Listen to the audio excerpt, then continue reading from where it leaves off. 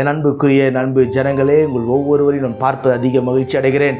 மாறாத ஆண்டவர் உங்களை நிறைவாய் ஆசீர்வதித்து கனப்படுத்தி நீங்கள் விரும்புகிற காரியத்தை உங்கள் கரத்திலே கொடுத்து ஆசீர்வதிப்பாராக. எந்த ஒரு துக்கம் உங்களை அணுகாதபடி இந்த நாள் முழுவதும் உங்களை கர்த்தருடைய கிருபை தாங்கி நடத்தும். கர்த்தர் நாளை ஆசீர்வதிக்கும்படிக்கு நமக்கு கொடுத்திருக்கிற உன்னதமான வார்த்தை என்ன என்று பார்ப்போம். அது 2 தெசலோனிக்கேயர் 3:3 அழகாய் சொல்லுகிறது.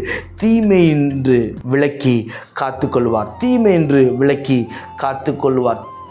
உங்களை சுற்றி இருக்கிற தீமை என்று உங்களை விலக்கி பாதுகாத்து கொள்ளுவார். வேலை ஸ்தலத்தில் இருக்கிற தீமை என்று உங்களை விலக்கி பாதுகாத்து கொள்ளுவார்.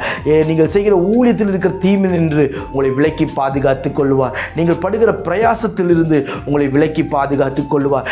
எத்தனையோ காரியங்கள் நீங்கள் செய்து கொண்டிருக்கலாம், ஆனால் செய்து போனாலும் ஏதோ ஒரு தடை, பிரதர், எனக்கு விரோதமாக மனுஷிக கூட்டங்கள் எழுப்பி அதை தடுத்து நிறுத்துகிறார்கள் என்று சொல்லி நீங்கள் ஒரு யோசிக்கலாம். தீமை செய்கிற ஜனங்களுக்கு நடுவே நீங்கள் வாழ்ந்து கொண்டிருக்கலாம். ஆனாலும் ஒன்று சொல்லுகிறேன், கர்த்தர் உங்களை எல்லா தீமைக்கும் விலக்கி பாதுகாக்க அவர் போதுமானவராக இருக்கிறார். பிரியமானவர்களே, நான் நன்மை தானே பிரதர் செய்கிறேன் அவங்களுக்கு, ஆனால் எனக்கு செய்கிறது எல்லாமே அவங்க தீமை தான் செய்கிறாங்க, எனக்கு செய்கிறவங்க எல்லாமே எனக்கு தீமையாய் நடக்கிறது, நான் நன்மை செய்தும் ஒரு பிரயோஜனமும் இல்லை என்று சொல்லி நீங்கள் யோசித்து கொண்டிருக்கலாம். அவர் எல்லா தீமையும் உனக்கு நன்மையாய் மாற பண்ணி உங்கள் தலையை உயர்த்துவார். எப்பொழுது இது தீமை என்று உங்களை விலக்கி பாதுகாப்பார் என்று சொன்னால், மத்தேயு 6:13 சொல்லுகிறது, ஆண்டவர் தம்முடைய சீஷர்களுக்கு ஜெபத்தை கற்றுக் கொடுக்கும் பொழுது ஒரு வார்த்தை சொல்லுகிறார், தீமை நின்று எங்களை விலக்கி காத்துக்கொள்ளும் என்று சொல்லி, தீமை நின்று எங்களை ரட்சியும் என்று சொல்லி ஒரு வார்த்தையை சொல்லிக் கொடுக்கிறார். அனுதினம் நம்முடைய ஜெபத்தில் நீங்களும் நானும் இந்த வார்த்தையை உபயோகித்து ஜெபிக்க வேண்டும்.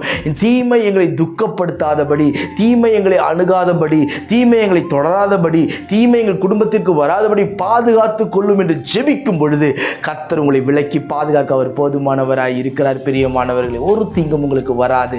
எத்தனை ஜனங்கள் உங்களுக்கு விரோதமாக எழும்பினாலும் சரி, ராஜ்யங்களே உங்களுக்கு விரோதமாக எழும்பி வந்தாலும் சரி, கர்த்தர் உங்களுக்கு ஆதரவாக இருந்து உங்கள் முகங்களில் வடிக்கிற கண்ணீரை எல்லாம் துடைத்து உங்களை மார்போடு சேர்த்து அணைத்து சொல்லுவார், நான் உனக்கு துணை நிற்கிறேன் என்று சொல்லி இந்த வார்த்தையெல்லாம் கர்த்தர் உங்களுக்கு கொடுத்து நிறைவாய் ஆசீர்வதிப்பாராக.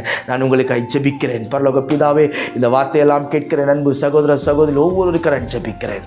ஆசீர்வதித்து மேன்மைப்படுத்தி கனப்படுத்தி உயர்த்துவீராக. என் தேவனால் கூடாத காரியம் ஒன்றுமில்லப்பா. என் தேவனின் மேன்மைப்படுத்தி உயர்த்துவீராக. விரும்புகிற காரியத்தை கொடுத்து ஆசீர்வதி. தீமையான எல்லா சூழலிலிருந்து விலக்கி பாதுகாத்து கொள்ளும். சமாதானத்தின் நாட்களின் பிள்ளைகளுக்கு தாருமாண்டவரை. புலவினது போதும், வேதனைப்பட்டது போதும், ஏங்கினது போதும், எல்லாவற்றையும் மாற்றும், அற்புதம் செய்யும். இயேசுவின் நாமத்தில் ஜெபிக்கிறேன் ஜீவனுள்ள பிதாவே. ஆமென், ஆமென். God bless you.